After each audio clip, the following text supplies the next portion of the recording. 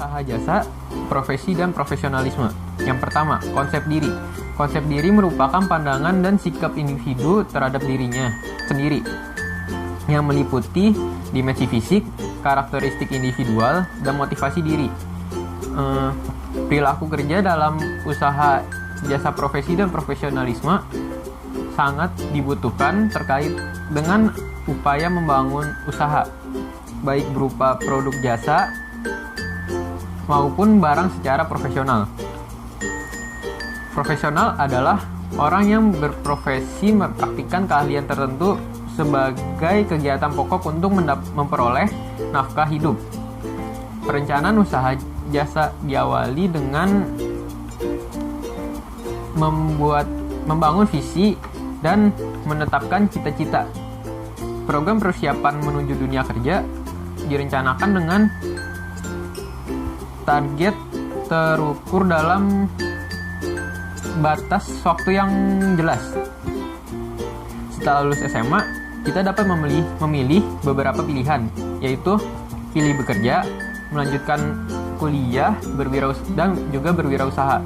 Jika kita memilih untuk bekerja, kita harus mengikuti sertifikasi kompetensi diri lembaga sertifikasi profesi atau LSP. Yang kedua yaitu mengikuti latihan di Balai Latihan Kerja atau BLK.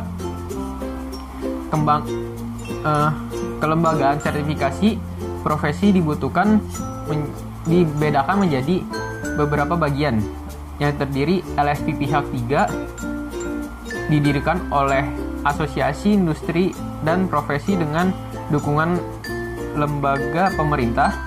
LSP tingkat pihak 2 didirikan oleh industri untuk melakukan sertifikasi pemasok.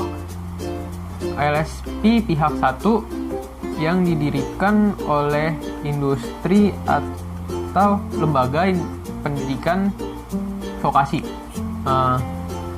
Yang terakhir yaitu LSP profisiensi didirikan oleh industri atau organisasi dengan dukungan asosiasi profesi untuk memelihara kompetensi profesi. Tidak kalah pentingnya adalah mengembangkan diri dengan perilaku kerja yang disiplin, jujur, bertanggung jawab, semangat juang tinggi, dan berintegrasi. Pilihan untuk melanjutkan kuliah yang harus menjadi perhatian khusus adalah memikirkan dan merencanakan apa yang dilakukan setelah lulus kuliah nanti. Informasi perguruan tinggi, bidang studi yang ditawarkan dan pendaftaran dapat dibuka pada masing-masing alamat website perguruan tinggi yang terkait. Pilihan mendirikan usaha diawali dengan menyusun rencana bisnis, persiapan modal kerja, menentukan sasaran konsumen, lokasi tempat usaha, rekan kerja samanya, dan menentukan pesaing bisnis tersebut.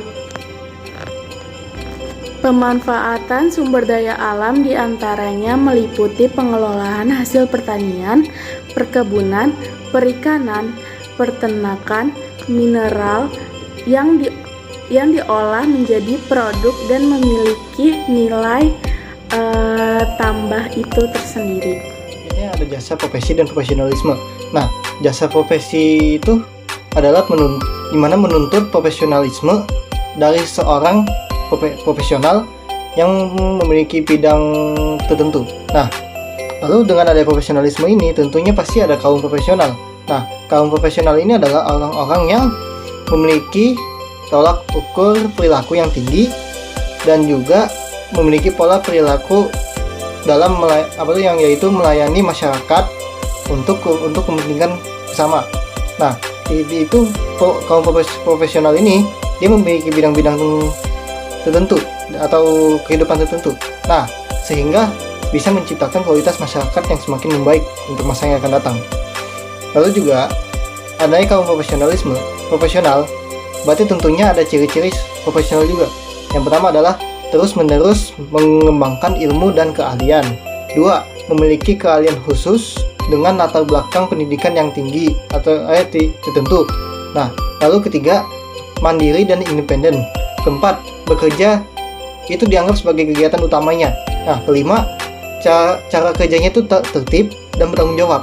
Nah, lalu yang keenam, dia itu berorientasi kepada pelayanan untuk kepentingan umum. Nah, lalu adanya ciri-ciri profesional ini tentunya ini digunakan oleh para wirausahawan. Nah, wirausahawan ini pun memiliki ciri-ciri sebagai berikut. Yang pertama, melangkah dengan berorientasi pada efektivitas dan efisiensi. 2. Memiliki jiwa kepemimpinan. 3. Bertindak sebagai motivator. 4. Berani ambil risiko. 5. Mengatasi kesulitan. 6.